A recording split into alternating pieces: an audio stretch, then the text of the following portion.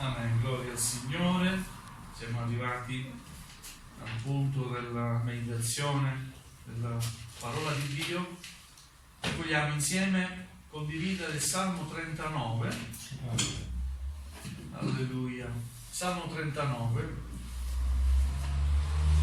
Andiamo risalzati in piedi. Vogliamo per onorare la parola di Dio metterci in piedi. Gloria al Signore. Il Signore sia lodato. Io dicevo, vigilerò sulla mia condotta per non peccare con le mie parole. Metterò un freno alla mia bocca finché l'empio mi starà davanti. Come un muto sono stato in silenzio, ho taciuto senza averne bene. Anzi, il mio dolore si è inasprito. Il mio cuore ardeva dentro di me mentre meditavo. Un fuoco si è acceso, allora la mia lingua ha parlato. O Signore, fammi conoscere la mia fine e quale sia la misura dei miei giorni. Fa che io sappia quanto sono fragile. Ecco, tu hai ridotto la mia esistenza alla lunghezza di qualche palmo. La mia durata è come nulla davanti a te. Certo, ogni uomo, benché saldo in piedi, non è che vanità. Certo, l'uomo va e viene come un'ombra. Certo, s'affanna per quel che è vanità. Egli accumula ricchezze senza sapere chi le raccoglierà. E ora, o Signore, che aspetto? La mia speranza è in te. Liberami da tutti i miei peccati. Non abbandonarmi agli scherni dello stolto.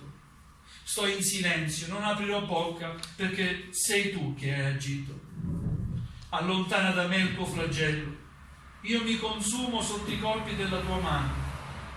Castigando la sua iniquità, tu correggi l'uomo. Distruggi come tarlo quel che ha di più caro. Certo, ogni uomo non è che vanità. O Signore, ascolta la mia preghiera, porgi orecchio al mio grido, non essere insensibile alle mie lacrime, poiché io sono uno straniero davanti a te, un pellegrino, come tutti i miei padri. Distoglio il tuo sguardo perché io respiri, prima di andarmene e scomparire. Amen. Fin qui la lettura della parola del Signore. Il tema di questo salmo è proprio la fragilità dell'uomo. L'uomo è fragile. C'è un esempio nel Nuovo Testamento dell'Apostolo Paolo. L'Apostolo Paolo era un uomo con una personalità molto forte. Era un uomo molto istruito, un uomo risoluto, fermo nei suoi propositi, ma ha dovuto comprendere in realtà la sua debolezza. Soffriva di una malattia agli occhi. Per 3 volte, leggiamo nella parola di Dio, nella sua epistola, dice: ho pregato il Signore perché allontanasse da me questo angelo di Satana per schiaffeggiarmi. E il Signore mi ha risposto: la mia grazia ti basta. Paolo ha dovuto comprendere che in realtà è un uomo debole e proprio per la sua debolezza Dio ha potuto usarsi di lui e si è usato di quest'uomo proprio per la sua debolezza, e grazie a Dio l'Evangelo si è diffuso. Amen. Amen. L'Apostolo Paolo ha aperto molte chiese, evangelizzato, molti ammalati sono stati guariti. Gloria al Signore. Ma mentre evangelizzava, mentre parlava di Dio, mentre predicava, portava su di sé questo peso di questa sofferenza agli occhi e ricordava quanto Dio gli aveva risposto: la mia grazia ti basta, perché la mia potenza si dimostra perfetta nella debolezza. E dice l'Apostolo Paolo: per questo mi compiaccio in ingiurie, in angustie, in sofferenze, in malattie, perché quando sono debole allora sono forte. Amen. L'uomo è debole, l'uomo è fragile, per quanto possa avere una personalità forte e fragile. E anche in questo salmo che Davide scrive sembra di capire che Davide stesso è un uomo forte come personalità, un uomo che ha combattuto tante battaglie, la maggior parte le ha vinte, qualcuna l'ha persa perché si era allontanato dal Signore, ma quando ritornava al Signore era un uomo vittorioso. Amen. Ma in questo salmo lui scopre e ammette la sua fragilità. L'uomo è fragile. Amen. E se era fragile Paolo, se era fragile Davide, credo che io sono fragile. Ognuno di noi siamo fragili. Abbiamo bisogno di stare più vicino al Signore. Amen. Alleluia. Io dicevo, scrive così, inizia così questo salmo. Io dicevo, vigilerò sulla mia condotta. Per non peccare con le mie parole, metterò un freno alla mia bocca finché l'empio mi starà davanti. Probabilmente era tentato a parlare, non tenersi le cose dentro, forse soffriva la presenza dell'empio nel suo regno, non sappiamo, però aveva preso la decisione di non parlare, di stare zitto, come un muto sono stato in silenzio, taciuto, senza averne bene però. Pensava di poter ricevere del bene da questa decisione, invece il mio dolore, dice, si è inasprito, è aumentato ancora di più il mio dolore. Il mio cuore ardeva dentro di me mentre meditavo su cosa? Sulla parola di Dio. Un fuoco si è acceso. Allora la mia lingua ha parlato. Dio ci dia grazia di meditare sulla parola di Dio. Perché vedete, mentre si medita sulla parola di Dio, mentre si riflette su un passo che leggi, ecco, un fuoco si accende dentro di te. È quello che è accaduto a Davide. Mentre io meditavo, ecco, un fuoco si è acceso. E allora ho parlato. E cosa ha detto? Si è rivolto al Signore. Oh Signore, fammi conoscere la mia fine e quale sia la misura dei miei giorni. Alleluia. Ha compreso che un uomo ha del tempo, gli è stato dato del tempo, ci è stato dato del tempo come uomini, e lui è arrivato a questa conclusione. Si rivolge al Signore: fammi conoscere la mia fine. Non chiede al Signore di fargli conoscere il giorno quando morirà o l'ora, il momento esatto. Fammi conoscere la mia fine, fammi rendere conto quando si avvicina la mia fine, quale sia la misura dei miei giorni. Questo è un qualcosa che deve riguardare tutti noi credenti. Non voglio rattristarvi, non voglio parlarvi di cose tristi, voglio parlarvi anche, anzi, di cose gioiose. Il nostro tempo finirà qui sulla terra e dobbiamo renderci conto che il tempo si avvicina per tutti. Gloria al Signore. E sapete, sono arrivato a 49 anni, l'anno prossimo sono 50. Sapete che non chiedo più le stesse cose di prima al Signore. Più passa il tempo e più vedo avvicinarsi il traguardo, no? Dico: Signore, dammi forza per servirti fino alla fine. Dammi forza, mi hai accompagnato fin qui, mi hai dato la mano e mi hai guidato fin qui. Fammi conoscere veramente la misura dei miei giorni. Aiutami a comprendere, io non sono eterno. Amen. Amen. E un giorno dovrò comparire alla tua presenza. Quindi aiutami, Signore, a servirti in un modo leale. Amen. Amen. Fammi essere sincero, aiutami a essere sincero. Per te, davanti a te, per l'opera tua, Signore. E Davide probabilmente è arrivato ad aver sentito questo bisogno. Signore, fammi conoscere la mia fine, quale sia la misura dei miei giorni. sapete, la fine della vita qui sulla terra non riguarda solo gli anziani. Uno pensa agli anziani, io a volte sento notizie che mi lasciano così perplesso, no? Gloria al Signore. Abbiamo ascoltato il telegiornale quella ragazza di 12 anni investita per strada da uno di 21 anni. Vedete, la fine della vita può toccare tutti, piccoli, grandi. La fine sulla terra, la nostra vita sulla terra può toccarci, però dobbiamo avere la certezza di sapere dove andremo.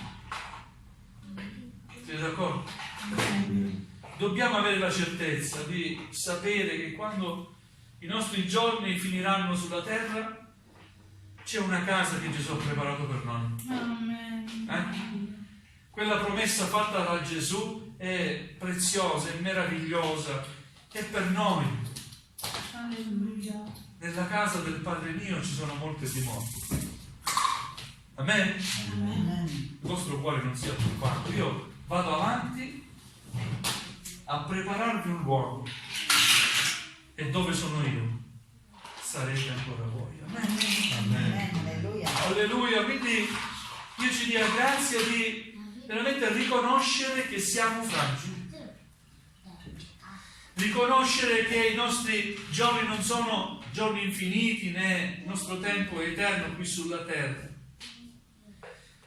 Dice ancora, ribadendo il concetto, Davide: ecco, tu hai ridotto la mia esistenza alla lunghezza di qualche palmo, la mia durata è come nulla davanti a te. Altrove è scritto: la vita dell'uomo è come un vapore, appare e poi il vapore si dissolve, no? Scompare. Ecco la nostra presenza qui sulla terra. Alleluia.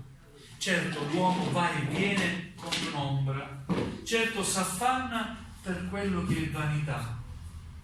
Egli accumula ricchezze senza sapere chi le raccoglierà. Comprendete? A volte ci affatichiamo per le ricchezze terrene.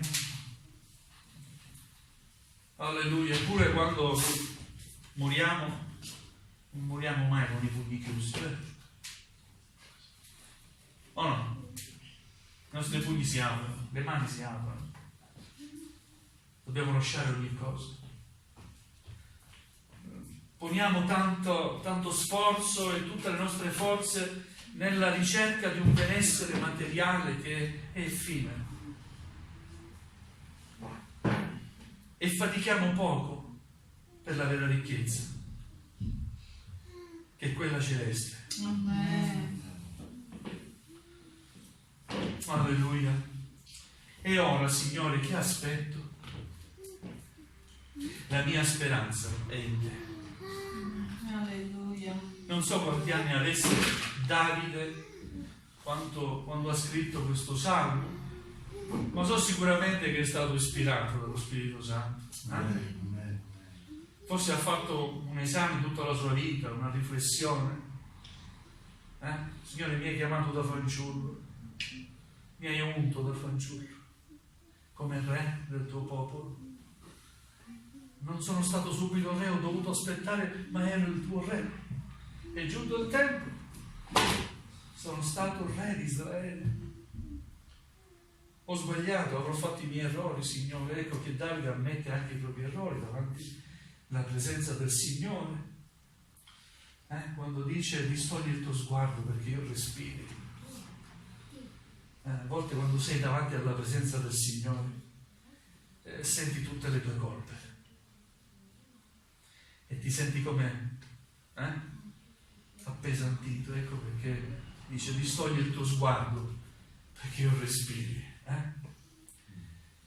Con i nostri errori, con il nostro fare, con quello che siamo, il Signore ci chiamerà un giorno a presentarci alla sua presenza. Liberami da tutti i miei peccati, non abbandonarmi agli schermi dello stolto. allontana da me il tuo flagello, io mi consumo sotto i colpi della tua mano. Castigando la sua iniquità, tu correggi l'uomo. Anche questo aveva sperimentato Davide, la correzione da parte del Signore. Chi non è stato corretto da un genitore? Tutti noi siamo stati corretti, vero? Quando sbagliavamo da piccoli, grazie a Dio i nostri genitori ci hanno rimproverato e fatto capire il nostro errore e ci hanno fatto capire che dovevamo cambiare. E così è il nostro Dio. Tante volte sono stato corretto dal Signore e dico sempre grazie, Signore. Per le tue correzioni. A volte ho subito, ma dico sempre grazie, Signore, perché comunque al di là di tutto io sono nelle tue mani. Mi affido al Signore, affidiamoci al Signore. Ogni uomo non è che vanità. Poi dopo queste affermazioni leggiamo pausa nei Salmi. Questo Salmo, vedete, dopo questa affermazione, certo ogni uomo non è che vanità, c'è pausa, come dire, rifletti in quello che leggi. Quando scrivevano, mettevano pausa, era un concetto che meditava una profonda riflessione. Amen. Signore, ascolta la mia preghiera, porgi orecchio al mio grido, non essere insensibile alle mie lacrime, perché io sono uno straniero davanti a te. Ma Davide come poteva sentirsi come uno straniero davanti al Signore? Eppure era questa la sensazione: io sono come uno straniero davanti a te, come un pellegrino. Lo straniero e il pellegrino si avvicinano a quello che è in realtà il credente. Siamo pellegrini, siamo di passaggio. Amen? Siamo stranieri, sì, in questa terra siamo stranieri. Ma il concetto è, Davide, io sono straniero anche davanti a te. E cerco di comprendere il senso, no? Di quello che Davide volesse dire. Quando uno va in una terra straniera, in un posto straniero, ha molte speranze. Lascia la propria terra per qualcosa di migliore, vero? Io sono come uno straniero davanti a te, sono qui alla tua presenza con tanta aspettativa. Ho lasciato la mia provenienza e sono davanti a te come uno straniero. Alleluia, gloria al Signore, amen. Alleluia, l'uomo è fragile. Quanto durerà la vita dell'uomo? Quanto durerà la mia vita, la tua vita, la nostra vita? Non lo sappiamo. Una cosa sappiamo: i nostri giorni sono scritti. È Dio che decide. Alleluia. Ma intanto cosa possiamo fare? Possiamo rendere sicura la nostra chiamata, vero? Possiamo rendere sicura la nostra elezione. Possiamo servire il Signore al meglio che noi possiamo, con ogni impegno, con ogni sforzo, con ogni sacrificio. Amen? A volte ci stanchiamo. Sapete perché ci stanchiamo? Perché non vediamo subito il risultato. Anche quando preghiamo per qualcosa, preghiamo. Passa tempo. Stamattina abbiamo letto durante il culto un Salmo 40, quello dopo. E dice: ho pazientemente aspettato il Signore ed Egli si è chinato su di me. Ha ascoltato il mio grido. Ho pazientemente aspettato il Signore. E dobbiamo imparare ad avere pazienza. A volte sembra che nulla accada, e invece qualcosa sta accadendo. C'è una battaglia che tu non vedi, ma c'è una battaglia che qualcuno sta combattendo per te. Amen. Amen. Tu non stai vedendo questa battaglia perché il Signore ti vuole proteggere. Amen. E grazie a Dio, perché certe cose non le possiamo vedere e non le vediamo. Ma ci sono cose spirituali che stanno accadendo. Quando tu preghi, alleluia, qualcosa avviene. Gloria al Signore. Ecco, Signore, fammi conoscere la misura dei miei giorni, la mia fine. Fammi comprendere che prima o poi, presto o tardi, io dovrò rendere conto a te, alla tua presenza. O se tutti avessimo questo pensiero, ci sarebbe una chiesa operosa.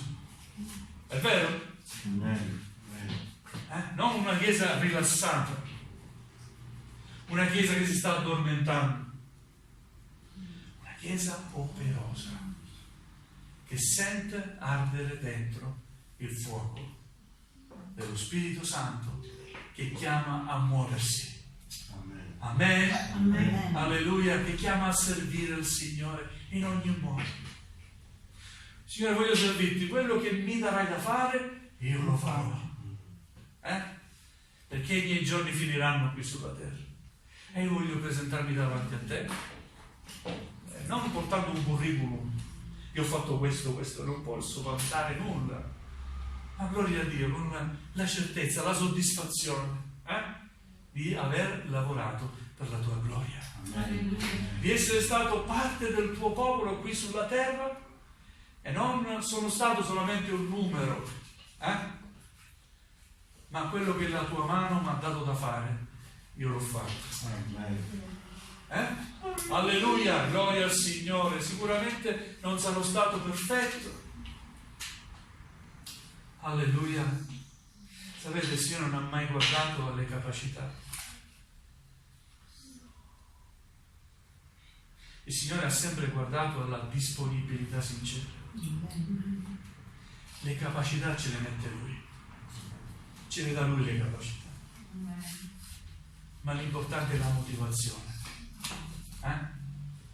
Gloria a Dio. Vogliamo veramente disporci a servire il Signore con questa idea, con questo sentimento.